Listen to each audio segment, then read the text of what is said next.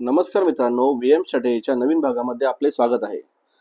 आज मित्रांनो आपण बॉलिंजर बँड या इंडिकेटर विषयी माहिती बघणार आहोत व बॉलिंजर बँडचा लाईव्ह चार्टमध्ये वापर कसा करतात हे पण बघणार आहोत। पण मित्रांनो, मागे सांगितल्याप्रमाणे एक इंडिकेटर वापरून आपल्याला पूर्णपणे कन्फर्मेशन मिळणार नाही, म्हणून आपण त्याचबरोबर आणखीन पण इंडिकेटरचा वापर करून बाय सेल सिग्नल कन्फर्मेशन पण बघणार आहोत। मित्रांनो, एक रिक्वेस्ट आहे, जर तुम्हाला माझे व्हिडिओ आवडत असतील तर तुम्ही माझ्या चॅनलला लाईक, शेअर आणि सबस्क्राईब करायला विसरू नका आणि व्हिडिओ मित्रांनो पूर्ण बघा। मग तुम्हाला चार्ट ॲनालिसिस कशा प्रकारे करतात हे तुम्हाला चांगल्या प्रकारे समजेल व त्याचा तुम्ही चांगल्या प्रकारे घरी सराव करा। तर मित्रांनो, आजच्या भागाला आपण सुरुवात करूया। आपण बॉलिंजर बँड विषयी माहिती घेऊया। बघा मित्रांनो, बॉलिंजर बँड हे स्टॉक मार्केट, करन्सी मार्केट या ठिकाणी वापरले जाते। बॉलिंजर बँडचे तीन भाग असतात, ते आपण पुढे बघूया। बघा मित्रांनो, समोर दिसत असलेल्या स्क्रीनवर बॉलिंजर बँडचे तीन भाग असतात। तो पहिला, ही जी लाईन आहे त्याला अपर बँड म्हणतात, दुसरी जी लाईन आहे त्याला मिडल बँड म्हणतात आणि तिसरी जी लाईन आहे त्याला लोअर बँड असे म्हणतात। तर अशा प्रकारे बॉलिंजर बँड हे तीन मेन लाईनने बनलेले असते। याचा कशा प्रकारे वापर करतात हे आपण आता बघूया। मित्रांनो, समोर दिसत असलेल्या स्क्रीनवर आता बघा, जर बॉलिंजर बँडचे तीन जे लाईनी आहेत, ही पहिली लाईन आहे ही अपर बँड आहे, मधली लाईन आहे ती मिडल बँड आहे आणि शेवटची लाईन आहे ती लोअर बँड आहे।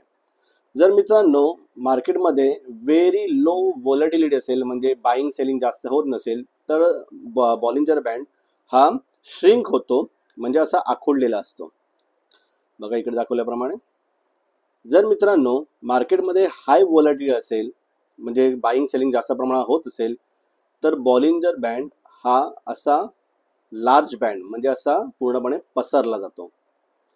आणि मित्रांनो मार्केटमध्ये लो व्होलॅटिलिटी असेल तर बॉलिंजर बँड हा नॉर्मल स्थितीत असतो, म्हणजे त्याची नॉर्मल स्थिती आहे, ही सिकुडलेली स्थिती आहे आणि श्रिंक आहे इकडे, म्हणजे व्हेरी लो व्होलॅटिलिटी आहे, म्हणजे मार्केटमध्ये बाईंग सेलिंग होत नाहीये, याला रेंज बाउंड पण म्हणू शकतो आपण।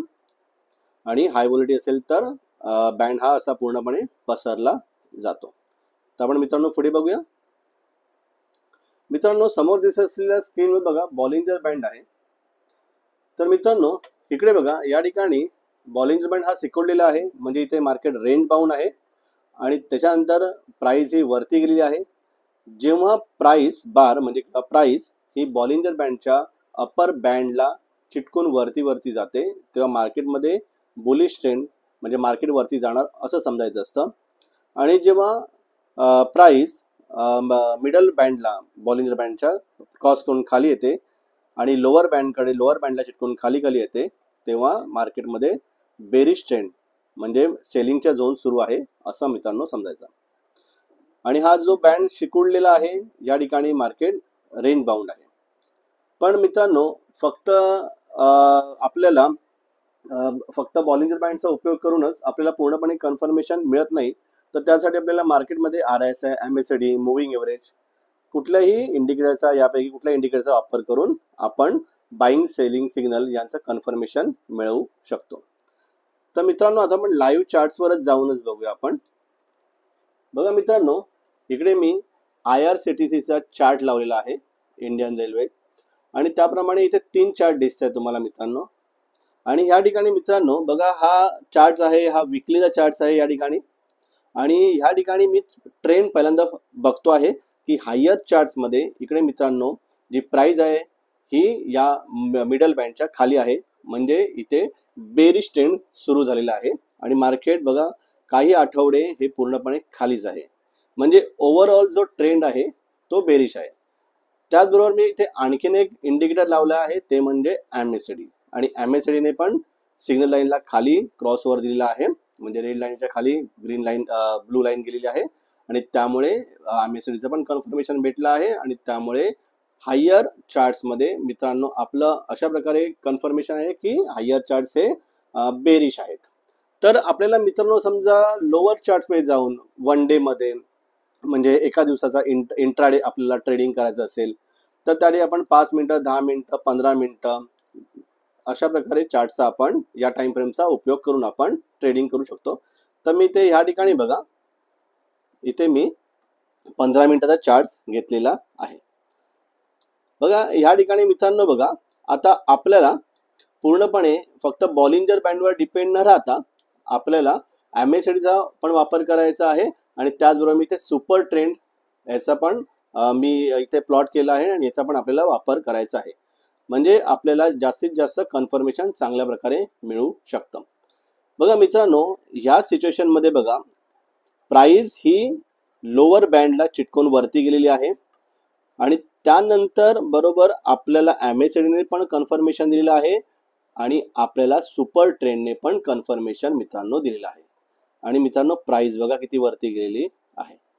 जर या ठिकाणी आपण जर बाय केला तर आपल्याला कन्फर्म बाय मिळतो, कारण आपल्याला 2 इंडिकेटरचं कन्फर्मेशन मिळतंय आणि याच्या खाली शेवटच्या जिथून प्राइस सुरू झाली या ठिकाणी आपण आपला स्टॉप लॉस ठेवू शकतो आणि इथून बाय आपण सिग्नल करू शकतो, म्हणजे पहिला बार सोडून दुसऱ्या बारला आपण बाय करू शकतो आणि प्राइस इथून बघा या ठिकाणी किंवा या ठिकाणी प्राइस वरती गेलेली आहे आणि बघा इथून वरती गेली, इथपर्यंत गेलेली आहे. म्हणजे आपल्याला सुपर ट्रेंडचं आणि त्याचबरोबर आपल्याला MACDचं कन्फर्मेशन मिळालेलं आहे. तसंच प्रकारे आपण आणखीन बघूया 15 मिनिटच्या चार्ट्समध्ये. इकडे बघा हा सिनेरिओ बघा, प्राइस ही मिडल बँडला बॉलिंजर बँडच्या मिडल बँडला क्रॉस करून खाली आलेली आहे, पण आपण त्याचबरोबर MACDचं पण कन्फर्मेशन बघणार आहोत आणि त्याचबरोबर आपण सुपर ट्रेंडचं पण कन्फर्मेशन बघणार आहोत. आणि सुपर ट्रेंडने पण आपल्याला कन्फर्म रेड लाईन आहे, सुपर ट्रेंडची रेड लाईन वरती आहे, म्हणजे प्राइस खाली आहे आलेली आहे आणि त्याचबरोबर MACD पण खाली आहे आणि आपल्याला बघा किती मोठ्या प्रमाणात प्राइस मित्रांनो खाली आलेली आहे. इथे जर आपण सेल केला पहिल्या किंवा दुसऱ्या बारला तर प्राइस किती खाली आलेली आहे बघा. आणि आपल्याला प्राइस खाली येण्याचं एक कारण आणखी आहे, ते म्हणजे की हायर चार्ट्स आहेत, हा डेलीचा त्याचबरोबर विकलीचा हे जे चार्ट्स आहेत ते पण काय आहेत मित्रांनो तर बेरिश आहेत. त्यामुळे लोअर चार्ट्समध्ये पण आपल्याला चांगल्या प्रकारे सेलिंगची अपॉर्च्युनिटी मिळालेली आहे. तर आपल्याला अशा अपॉर्च्युनिटी मित्रांनो शोधाव्या लागतील. तर मित्रांनो आता आणखीन आपल्याला समजा बाईंगचा सिग्नल जर मिळाला असेल तर बाईंगचा सिग्नल वगैरे आपण केव्हा बाय करू शकतो तर ते पण आपण बघूया. तर मित्रांनो या ठिकाणी बघा प्राइस ही खाली येऊन लोअर बँडला बॉलिंजर बँडच्या चिकटलेली आहे, पण या ठिकाणी लगेच जर आपण बाय न करता आपल्याला पहिल्यांदा MACDचं कन्फर्मेशन घ्यायचं आहे आणि आपल्याला सुपर ट्रेंडचं पण कन्फर्मेशन आपल्याला इकडे मिळालेलं आहे. बघा सुपर ट्रेंड इथे ग्रीन झाला आणि प्राइस वरती गेला. मित्रांनो सुपर ट्रेंड बद्दल मी व्हिडिओ स्पेशल बनवणारच आहे, पण तत्पूर्वी सुपर ट्रेंड कसा लावायचा ते पण तुम्हाला सांगतो मी. इंडिकेटर म्हणून फक्त सुपर ट्रेंड असं लिहायचं आहे.